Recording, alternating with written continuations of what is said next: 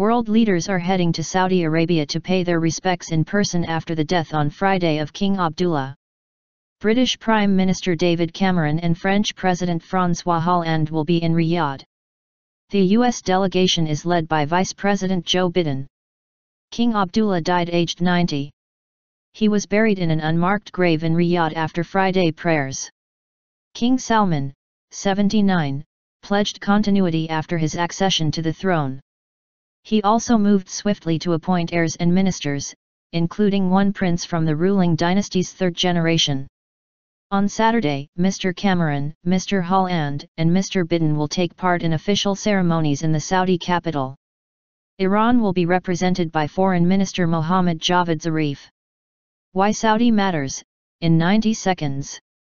These visitors will be looking to take the measure of the character, mood, and intentions of the new monarch, BBC Arab Affairs editor Alan Johnston reports.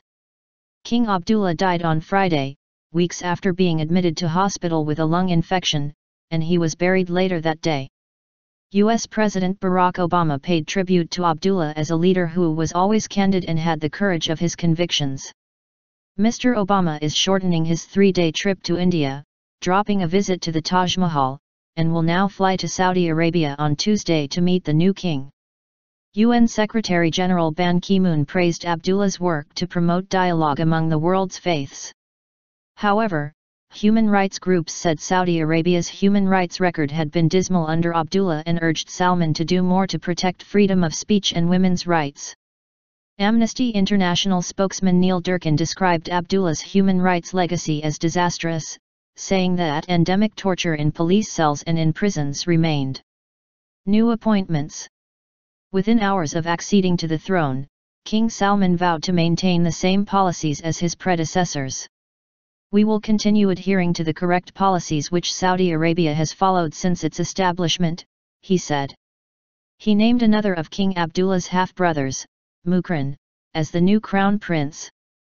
Interior Minister Prince Mohammed bin Nayef was appointed deputy crown prince, making him second in line to the throne and in effect smoothing the line of succession for years to come.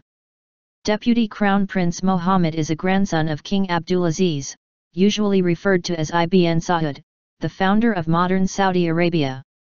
The crown has so far passed between Ibn Saud's sons, but few are still alive.